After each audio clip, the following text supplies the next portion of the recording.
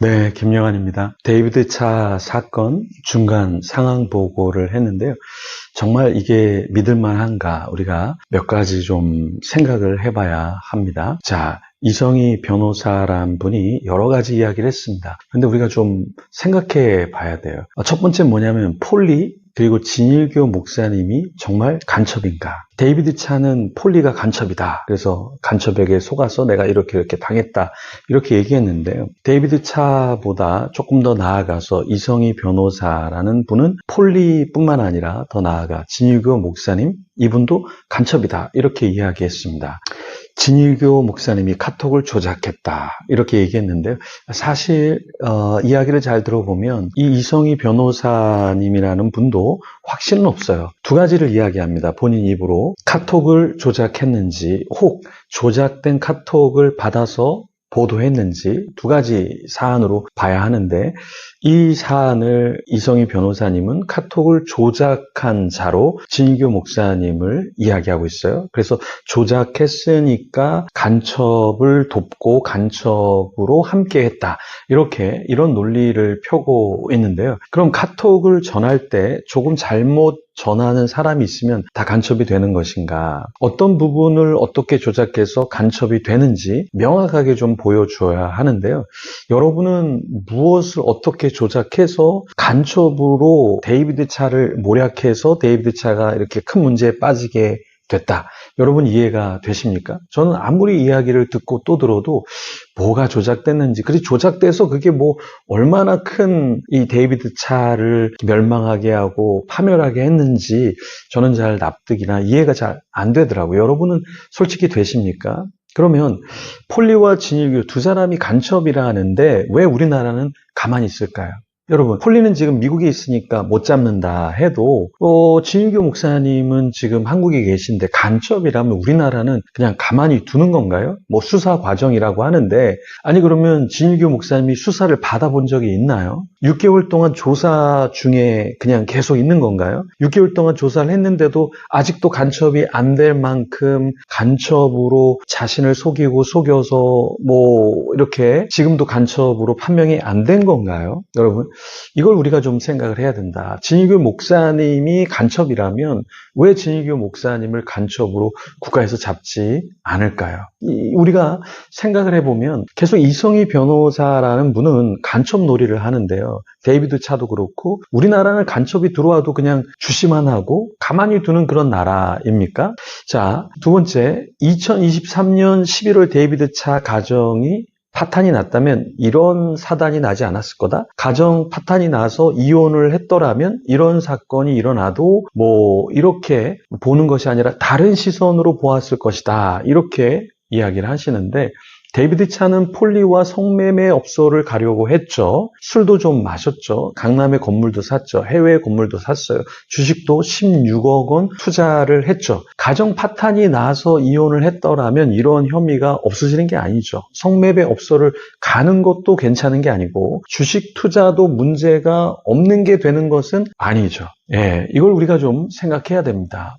뭐 주식 투자 문제가 없다, 무혐의다. 여러분 무혐의니까 문제가 없다? 그럼 왜 데이비드 차는 뭔가 좀 이상해서 다시 그 16원어치의 주식을 다시 왜 본부의 재정으로 자신이 다시 집어넣을까요? 뭔가 문제가 있다라고 생각했기 때문에 윤리 도덕적으로 재정적으로 이렇게 하는 것은 아니다. 자기가 여지껏 받지 못했던 16억의 사례비를 한 번에 받아서 그렇게 했다라는 게 뭔가 사회적으로 문제가 되기 때문에 그것에 대해서 본인도 양심의 가책을 느껴서 이렇게 한 것이잖아요. 그러면 사회에서 뭐 범죄적으로 무혐의 처리가 났더라도 이것은 문제가 있다라는 것이죠. 그러니까 무혐의가 나면 다 죄가 없는 것은 아니다. 그렇죠? 자, 그래서 우리는 세 번째, 무혐의 나면 죄가 없나? 이 문제를 조금 더 생각해 보면 무혐의가 나도 양심적으로, 도덕적으로, 신앙적으로 문제가 되면 우리는 그것이 문제가 될 수 있다. 데이비드 차는 자신이 뭐라고 얘기했습니까? 넷플릭스도 보지 말라. 주식도 하지 말라. 본인 입으로 하지 말라 그래놓고 16억에 대한 주식 투자를 본인이 했잖아요. 그리고서 설교할 때는 여러분 넷플릭스 보지 마십시오. 뭐 여러분 주식하지 마십시오. 여러분 집 사지 마십시오. 그리고 본인 선교회에 여러분의 11조를 우리 선교회에 좀 해주십시오. 이렇게 얘기했잖아요. 이게 말이 됩니까? 말이 안 되죠. 무혐의가 나와도 신앙적으로 문제가 되는 것은 문제가 된다. 자, 네 번째, 신사도 문제가 없다고 했는데요. 자, 이성희 변호사님, 이분이 신사도가 뭔지 모르는 것 같아요. 데이비드 차는 신사도예요. 왜 신사도냐? 직통계시를 막 받잖아요. 그죠? 그래서 예수님이 책을 쓰라고 했어요. 이성희 변호사님 그런 계시 받나요? 일반적으로 그런 계시 있을 수 있지만 매번 받습니까? 예수님이 뭐 책에 사진을 넣어라, 빼라 말씀하셨다. 목차도 예수님이 잡아주셨다? 네, 이게 거짓말이라는 거예요. 서울대 갔다라고 했는데 서울대 거짓말이었죠. 그렇죠?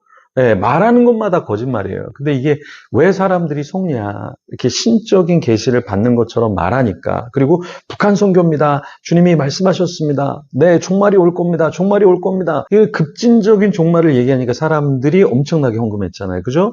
그래서 37억을 돌려줬다고 했는데 더 헌금의 반환을 요청하면 더 돌려줄 줄 믿습니다. 이 방송을 보시는 분들은 데이비드 차와 캄선교했다 하면 헌금 반환을 반드시 요청하셔야 됩니다. 왜냐하면 이게 잘못된 계시로 사람들을 가스라이팅해서 종교적으로 사람들의 뇌를 움직이지 못하게 만들고 그것을 갈취한 것이기 때문에 반환을 요청하게 되는 거잖아요. 자, 예수님이 말씀하셨다.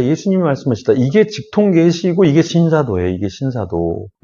이성희 변호사님은 신학을 하지 않아서 목회를 하지 않아서 잘 모르시는 것 같은데 신사도 문제 없다. 아니에요. 데이비드 차가 전형적인 신사도다. 그래서 다음에 방송하실 때는 데이비드 차 신사도입니다. 이렇게 명확하게 말씀하셔야 돼요. 예. 그리고 이혼을 했더라면 이런 가정을 절대 하시면 안 돼. 목회자는 선교사는 이혼을 해서도 안 되지만 이혼을 하더라도 그것이 어떤 가정이 되어서 이혼을 했더라면 괜찮을 뻔했는데 이거는 정말 해서는 안 되는 사고다. 가정이다라는 거예요. 다섯 번째, 그럼 폴리는 괜찮은가? 폴리 선교사님이라고 하는데 저는 폴리 이분도 문제가 많다고 봐요. 그런데 저는 폴리를 간첩이라고까지 볼 수 있는 것은 우리가 너무 넘겨짚는 거다. 고향이 평양인데 그러면 고향에 대해서 얘기하면 간첩이 되나요? 제가 고향이 서울인데 저는 서울에 대해서 얘기하면 문제가 되는 건가요? 근데 고향이 서울인데 고향에 대해서 얘기하는데 그게 문제가 된다? 고향으로 돌아가고 싶다. 폴리가 평양 출신이라 힘든 일이 있어서 고향으로 돌아가고 싶다. 그러면 간첩이 되나요? 네, 백두혈통이라고 하는데 그게 진짜인지는 모르겠지만 하여튼간 간첩이라면 우리나라는 왜 폴리를 가만두고 있을까요? 네, 자, 이 폴리 그런데 제가 폴리를 감싸는 게 아니라 이 폴리는 문제가 많습니다. 왜 문제가 많냐면 제가 간첩인지 아닌지는 진짜 모르겠어요. 저는 네, 이성희 변호사님 밝혀내시고 간첩이라면은 잡아다가 빨리 데려오셔서 조사받게 하고 처벌을 하면 좋겠습니다. 근데 저는 이 폴리라는 사람이 괜찮은가라 그랬을 때 괜찮지 않습니다. 네, 저도 폴리는 문제가 많다라고 생각을 합니다. 왜냐하면 그 내연녀랑 하는 주고받는 말은 선교사가 해서는 안 되는 완전 하류의 언어와 사고방식과 이 인간의 존재를 보여주고 있다. 네, 왕국의 왕을 세우는데 아내랑 말고 욕구를 푸는 여자를 공수해 와야 된다? 그런데 내연녀 너가 그 성적 욕구를 풀어줘라? 그리고 이런 것을 사주하는 게 선교사가 할 일인가? 절대 우리는 폴리를 선교사라고 해서는 안 될 것이고 선교사라면 정말 회개하고 하나님 앞에 다시 나와야 할 것이다. 그렇지만 이거는 기본적으로 선교사라고 우리가 말할 수도 없고 너무 창피한 일이죠. 너무 창피한 일입니다, 여러분. 그래서 폴리도 문제가 심각하다. 자, 여섯 번째 우리가 체크해야 될 것은 데이비드 차 대상포진? 왜 갑자기 대상포진이 나오죠? 왜 갑자기 대상포진일까요? 분명히 데이비드 차가 자신이 뭐에 걸렸다 그랬어요? 암에 걸렸다고 했잖아요. 암에. 그죠? 왜 암에 걸렸는데 암에 대한 치료 이야기는 없어요? 그러면 암을 어디에서 진단받았는지 그 병원 진단서를 좀 보여주면 좋을 것 같아요. 그런 이야기는 싹 사라지고 갑자기 대상포진으로 고통당하고 있다? 네, 이거는 좀 문제가 있다. 네, 암으로 고통당하면 계속 암으로 가야지. 왜 갑자기 또 대상포진으로 넘어간 거예요? 대상포진. 네. 자, 암은 어느 병원에서 진단을 받았는지 밝혀주시면 좋을 것 같아요. 자, 7번째 우리가 좀 체크해야 되는 게, 자, 이정희 변호사님이 심사모님에게도 문제가 있다는 듯 말을 했어요. 그리고 심사모님이 무슨 젊은 청년이랑 뭔가 있는 듯 말을 흐렸는데요. 이게 정말 그런가? 데이비드 차가 내연녀를 만나서 사모님도 그랬다는 것인가?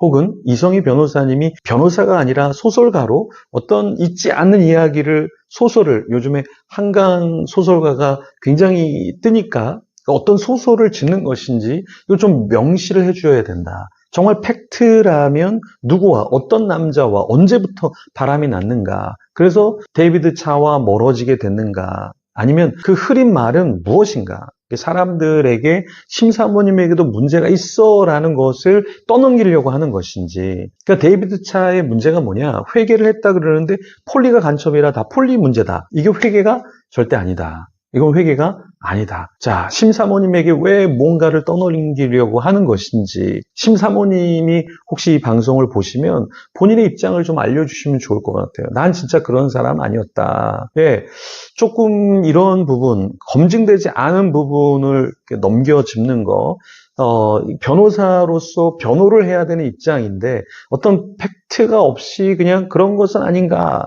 네. 그리고 그 가정을 위해서 데이비드 차가 4명의 아이를 다 이렇게 케어하는 것처럼 하면서 데이비드 차를 어떻게 옹호하고 변호하고 또 사람들로 기도를 받게 하려는 것인지는 모르겠지만 기도를 받더라도 어떤 사모님을 그렇게 이상한 사람으로 만들어 버린다라는 것은 팩트 체크와 팩트가 없이 말하는 것은 굉장히 위험스러울 수 있다. 그래서 이 부분은 좀 조심스럽게 말을 해주면 좋겠습니다. 그래서 결론적으로 이성희 변호사님이 중간 보고를 했는데 참 감사한 것은 많은 금액을 다시 반환했다라는 건 감사합니다. 그렇지만 데이비드 차가 신사도인가? 이 부분은 목회적으로 신학적으로 신사도다라는 걸 명시해 주셔야 하고 또 명시되지 않는 간첩이다라는 걸 몰고 가는 거는 몰고 갈 수 있지만 정말 그게 바른 것인가? 그리고 팩트가 있는가? 그리고 왜 우리나라는 간첩을 가만히 두는 나라일까?